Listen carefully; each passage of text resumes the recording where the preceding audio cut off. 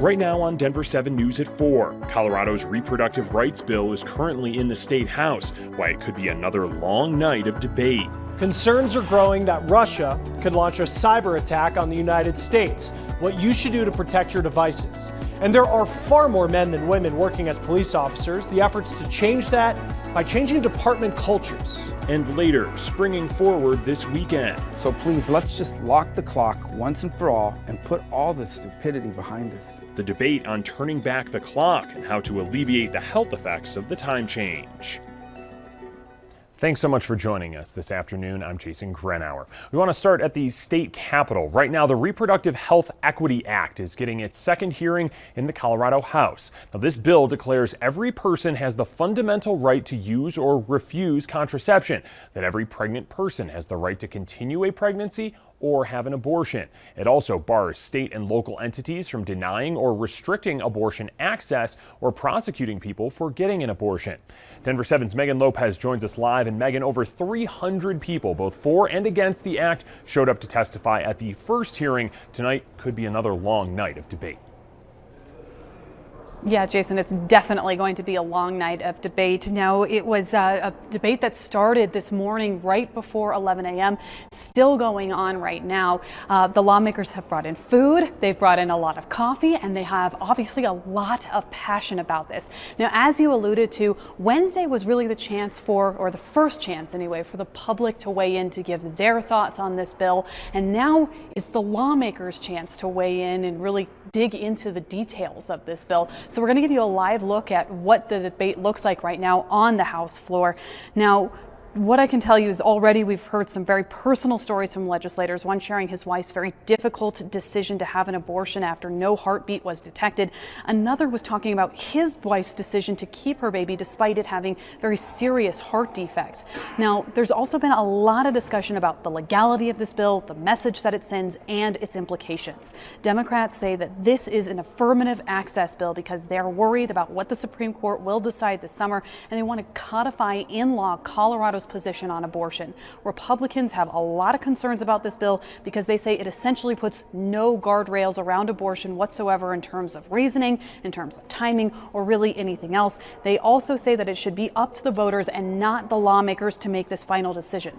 So this is a consequential debate. It's an emotional debate, and inevitably, Jason, it's going to be a very long debate tonight. I'm live. Megan Lopez, Denver 7. Today, the U.S. took more economic action against Russia for its invasion in Ukraine.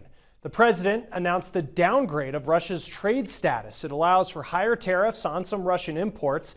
Other goods were just outright banned. That includes imports on Russian seafood, alcohol, and diamonds.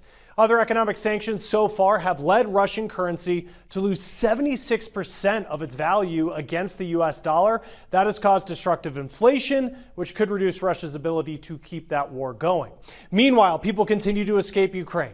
Latest count from the UN Refugee Agency is at more than 2.5 million. Some people have escaped to Russia. Many are in Poland and other neighboring countries. It is creating a crisis that Europe hasn't seen since World War II. There are also some 2 million more people displaced in Ukraine. There's increasing concern about them getting basic necessities. Heating stations and cash assistance are being added to humanitarian efforts at borders. Well, this local band and others is hoping you can help them help victims of the Marshall Fire. This is El Loco Fandango, and as you can tell, they're a ZZ Top cover band. They will be joined on stage at the venue in Denver this Sunday for the fourth of a series of Marshall stock benefit concerts. The events were organized by El Loco Fandango's drummer, Tim Elliott. I just said, what could we do? Could we throw a benefit? And he's the one that said, we should have a big festival and call it Marshall Stock. I said, okay, I'm going to steal that idea. Now, in addition to the ZZ Top cover band, others will be covering Bad Company and Bon Jovi. You can catch the show this Sunday at the venue on Denver's Cortez Street starting at noon. There's no cover charge, but donations for wildfire relief will be greatly appreciated. Today marks the 2-year anniversary of the COVID pandemic. It is when the World Health Organization made the declaration.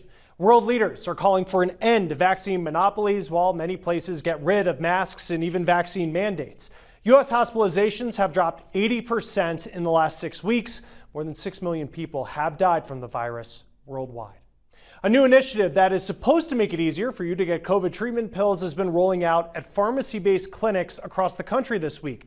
It's called Test to Treat. High-risk patients with COVID symptoms can already get COVID treatments like Paxlovid and Molnupiravir prescribed by their doctor. Now that is expanding to pharmacies. The public may be a little confused when they hear that they can go to a pharmacy, when in actuality they need to find a pharmacy that has a walk-in clinic associated with it. Not every pharmacy has one of these clinics, and they have to find a pharmacy that has a nurse practitioner or a physician's assistant associated with that clinic. Pharmacists are pushing to be allowed to prescribe the pills themselves so more people have access. A group of pharmacy organizations sent a letter to President Biden this week asking for the change. There's language within the authorization documents for the antivirals that specifically prohibits pharmacists from prescribing.